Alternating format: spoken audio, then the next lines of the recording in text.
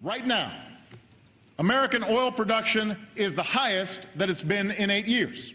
Not only that, last year we relied less on foreign oil than in any of the past 16 years, with only 2% of the world's oil reserves. Oil isn't enough. This country needs an all-out, all-of-the-above strategy that develops every available source of American energy.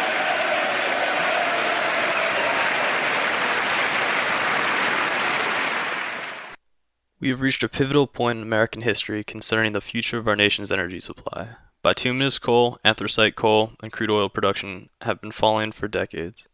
Currently, crude oil and coal make up 52% of the United States' energy consumption.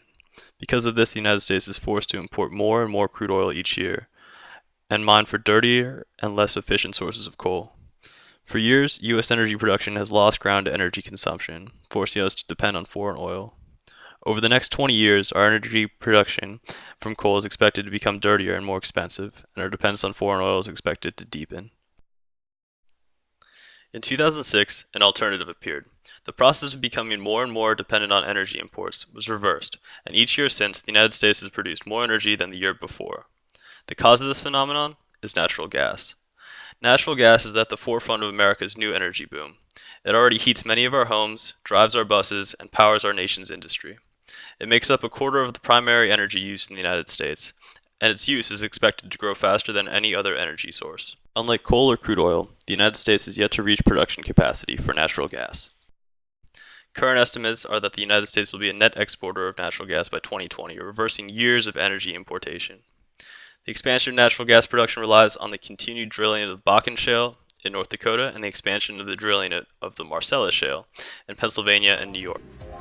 We'll call it America's shale stimulus. Natural gas boom that has lowered domestic energy prices, created jobs, and spurred economic growth in places like North Dakota, Texas, and Pennsylvania. Governor Andrew Cuomo, who's holding up a decision, he can't make a decision. The reason he can't make a decision is, guy's been on our show, Robert Kennedy Jr. is stopping him. He's leading the environmental group. Unfortunately, 3 of the 50 states currently hold a moratorium on hydraulic fracturing, the method by which natural gas is extracted. New York, which sits on possibly the most promising store of natural gas, currently has a ban on hydraulic fracturing. The ban is the work of prominent environmental spokesman Robert Kennedy Jr.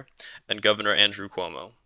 Cuomo enacted a 2-year ban on hydraulic fracturing this past summer, an extension of a 5-year ban that was set to expire. Cuomo reasoned that it would be wise to hold off drilling until further academic studies had been done to ensure the safety of hydraulic fracturing. Fortunately, hydraulic fracturing has been reviewed since its invention in 1949.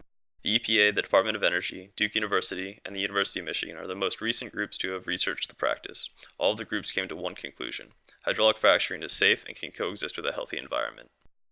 How much has your state's economy benefited from this energy? It has been a tremendous benefit to the economy, particularly to jobs in Pennsylvania. In the last 2 years, we've put 125,000 private sector jobs in place.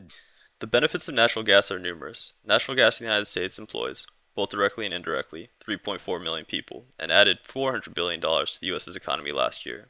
Pennsylvania, New York's neighbor to the south, recently legalized hydraulic fracturing. According to Governor Tom Corbett, 200,000 plus jobs have been created in Pennsylvania by natural gas over the past 4 years. Many of these jobs are in poor rural areas where gas money has revitalized downtrodden communities. Hydraulic fracturing has the promise to reindustrialize much of Pennsylvania.